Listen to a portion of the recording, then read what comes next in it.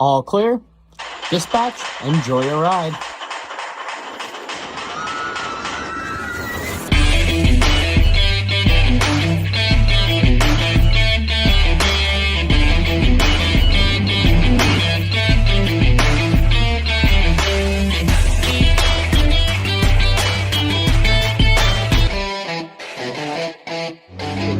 Welcome, ladies and gentlemen, to Theme Park Tempo. I am here today, headed to Hollywood Studios aboard a tram. I didn't know they resumed tram operations here at Hollywood Studios, but also to know, if it's your first time to the channel, guys, do me a favor, like and subscribe down below. We're going to Hollywood Studios. We're going to see what the day takes upon us. Let's go have some fun. I mean, it's been about a month since I've been to Disney, but it's also been quite a time since I've been to Hollywood Studios. So what's happened in the last 2-3 months, maybe, but yeah, good to see trams are back up and operational here. I'm gonna walk all the way to the main entrance, so very nice. Early signs into the park today, you can see the Christmas decorations are starting to come up alive here at the parks. They generally go up after the first day after Halloween, so November 1st. They don't all go up right away like they used to, but generally within the first week they should all be up in the trees at resorts in the first 2 weeks or so. Now, something different happening at Disney World this year, which had never done. All the years, it's always been Mickey's Very Merry Christmas Party happening at the Magic Kingdom. They are going to have a separate ticket event happening here this year at Disney's Hollywood Studios. It's going to be called Jollywood Nights. Not too sure what it consists of. Obviously, some different Christmas festivities. Maybe a cool fireworks show, I'm sure of that. Not sure we're going to get a Christmas Fantastic. Would be interesting to see that, but definitely doubt so. Either way, it'll be fun and exciting. I've never been to a Mickey's Very Merry because I used to get it for free out in California, and I'm against paying for it out here. But I do think I want to check out Jollywood Nights because it's a lot cheaper, and it seems to be just a little bit more fun with a lot less people. Seems to be a medium crowd level day here at Hollywood Studios, just about average, a little bit above. The parking lot seemed empty, but you can never judge by that at a Disney park because obviously, let's say 75% of the business comes from their resorts. Yeah, all these decorations are up. Let's go check out Echo Lake and see what's over that way.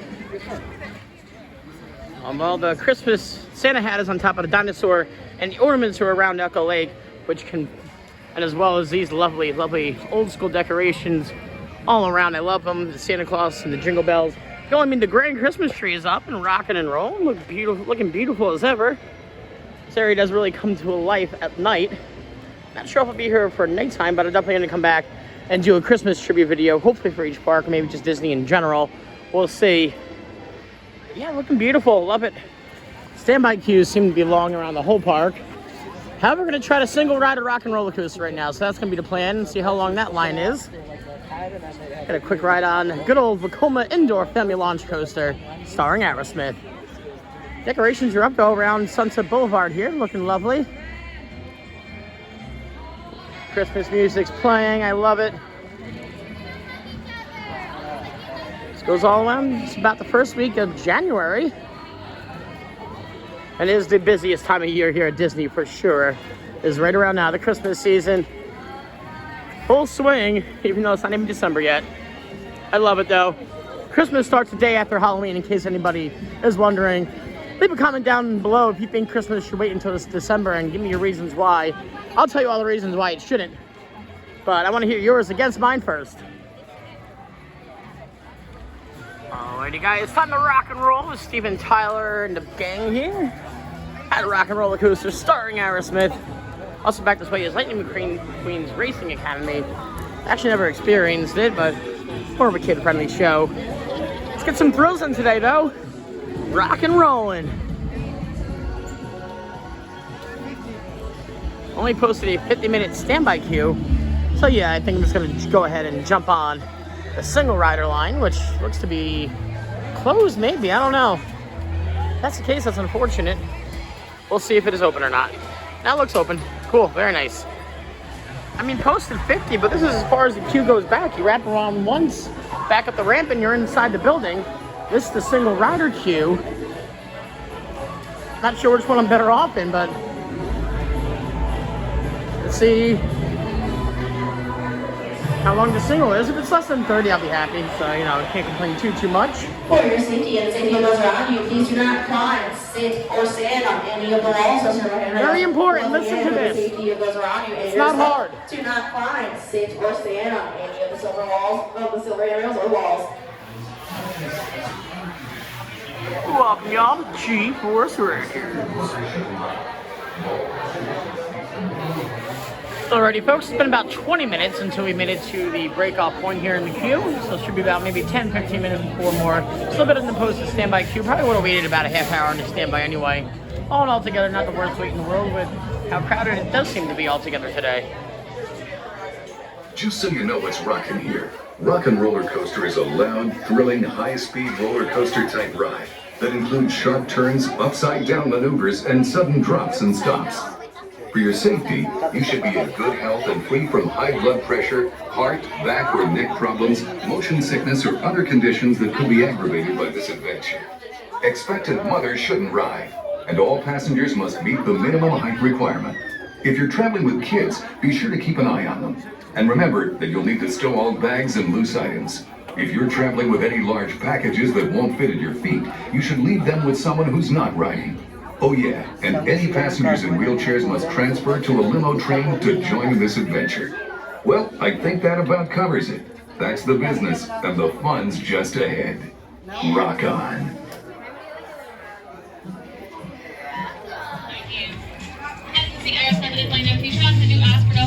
Well, single riders, I guess, right past the pre-show. We don't get a pre-show. Dang it. We still got a bit of a queue, though. It's all goody. Maybe about another 10-15, I'd say. It's a nice queue. The aesthetics are always wonderful here. It's opening back in 1999.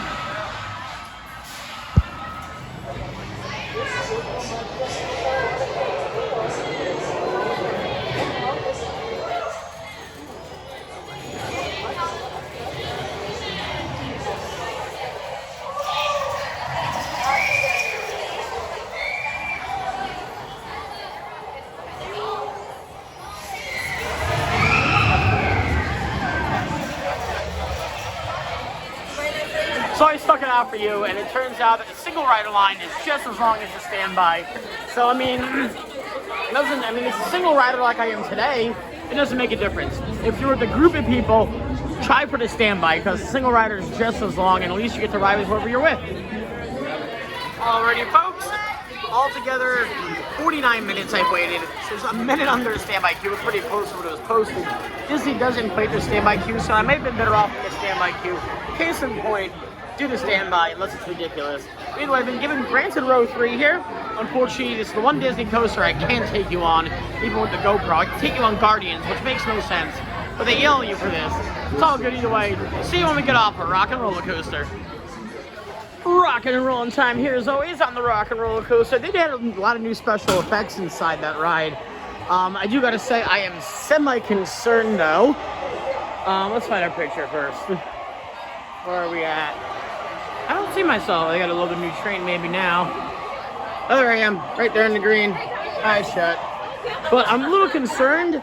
I never got my shoulder harness checked. They checked the side on the left, the lady on the right never checked the right row of that ride.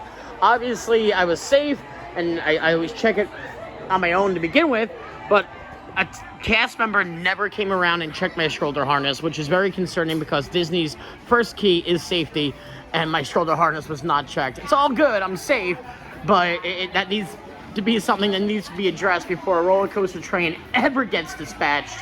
Yeah, I'm not happy about that at all. And a rare character appearance, it seems, here at Hollywood Studios. At least Daisy Duck is out meeting and greeting folks here.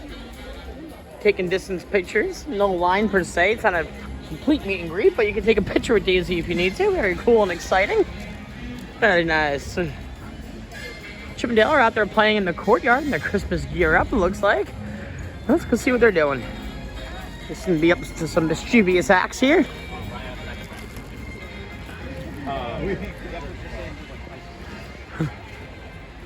I got an acorn. Well, Chip has an acorn.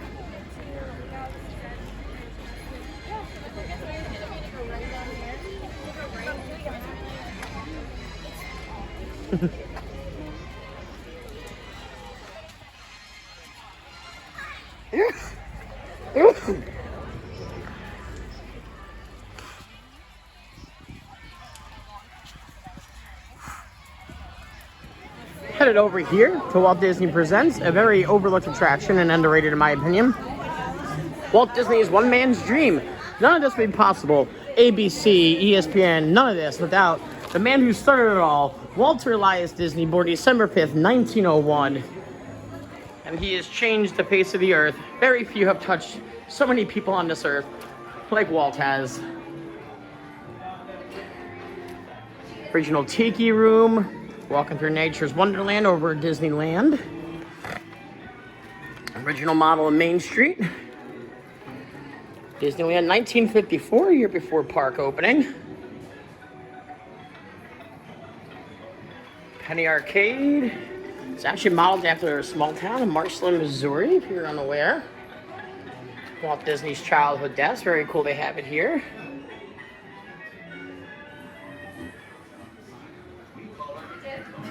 Here you can see the multi-plane camera, an example in practical use. That's actually what you get. Like a real piece of scenery under the Different film sets they have. The miniature diorama of Grandma's Canyon here. All the way to the Dancing Man. Walt was always a railroad guy, which he had on his home before he even had a theme park. He had railroads going around it. So yeah, definitely, before the theme park days even happened, Walt was a railroad guy. Original model, Sleeping Beauty's Castle, circled 1954, just a year before Disneyland's opening. A lot more space around it now than there was back then, but that the wishing well still does stand to this day.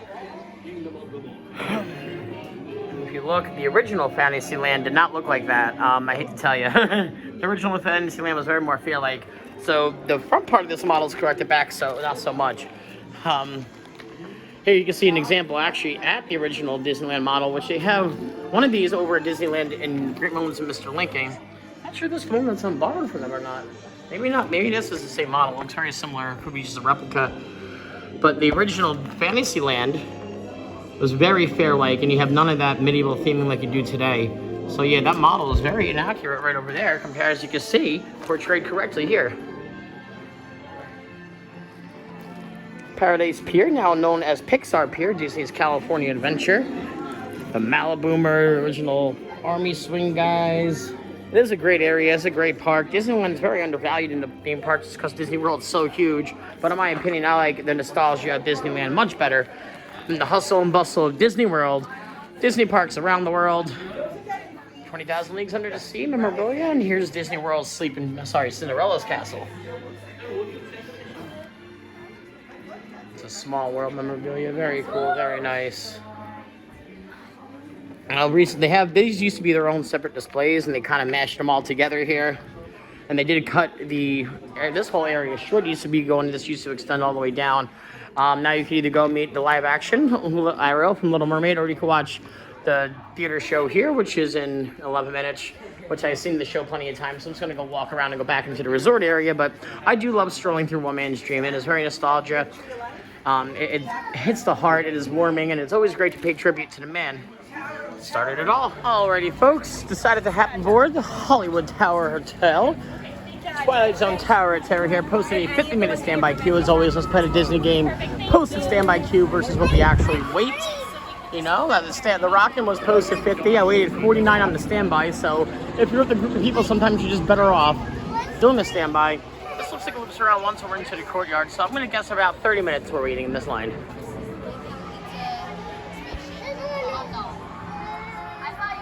Perfect time to ride the tower, right in the twilight. So in all together, guys, waited about 30 minutes to get to this point. Not the posted 50, but still not too shabby nonetheless. Got it. Beyond it is another dimension. A dimension of sound. A dimension of sight. A dimension of mind. You're moving into a land of both shadow and substance, of things and ideas. You just crossed over into the Twilight Zone.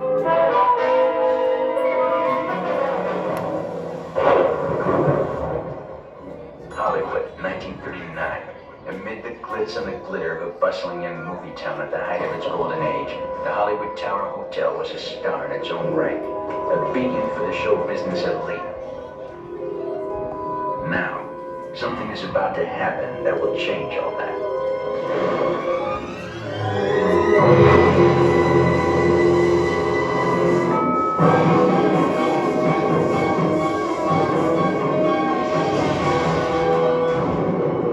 The time is now, on an evening very much like the one we have just witnessed. Tonight's story on the Twilight Zone is somewhat unique and calls for a different kind of introduction. This, as you may recognize, is a maintenance service elevator, still in operation, waiting for you. We invite you, if you dare, to step aboard, because in tonight's episode, you are the star, and this elevator travels directly to the Twilight Zone. Alrighty, welcome to Hollywood Tower Hotel. I will call you guys up row by row. Your seatbelts go left to right and left to right only. Take care of all loose articles, any Oh, and the strap is very important. Now, once you to the top, you make sure. You were the passenger. Dr. Cindy.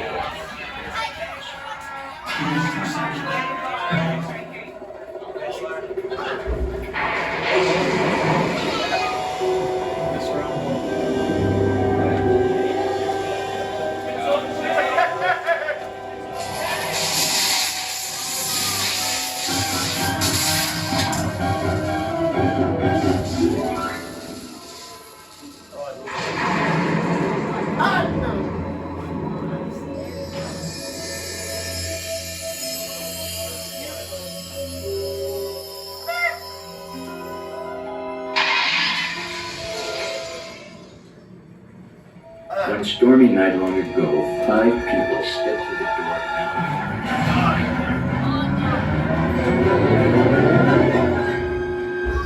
That door is open once again.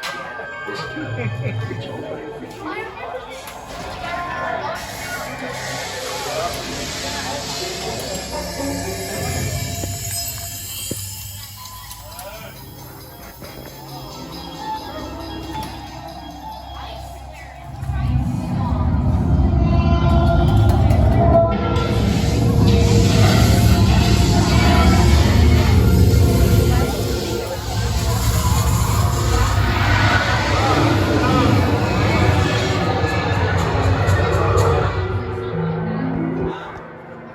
You are about to discover what lies beyond the fifth dimension, beyond the deepest, darkest corner of imagination, in the Tower of Terror.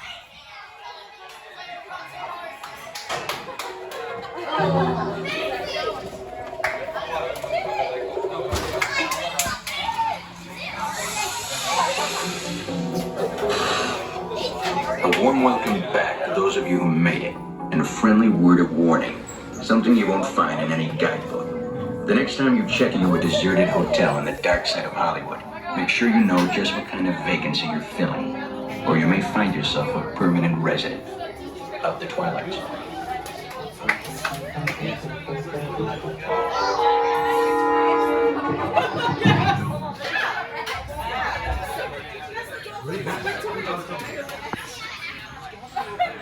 What a great ride on Hollywood Tower Hotel, Twilight Zone Tower of Terror. Always we exit into this gift shop, and I always love this mural painting off to the right here. Really gives an aesthetic of what the Hollywood Tower Hotel is about. A little hidden gem, if you look off to the right here, you can see the entrance for the Tip Top Club, which is the club all the way to the top of the Tower of Terror. It does randomly open sometimes. I've never been. I would love to go, though, sometime. One of my favorite gift shops you exit into, though, for sure. And that's going to be a wrap today, guys. Ladies and gentlemen, here from Disney's Hollywood Studios. I tried to get a lightning lane for Rise of the Resistance. Unfortunately, they were overbooked for today, and I am not about waiting in a 2-hour line. So, as always, guys, if you like this video, do me a favor, like and subscribe down below. Until then, we'll catch you guys next time. Meet you at the Midway.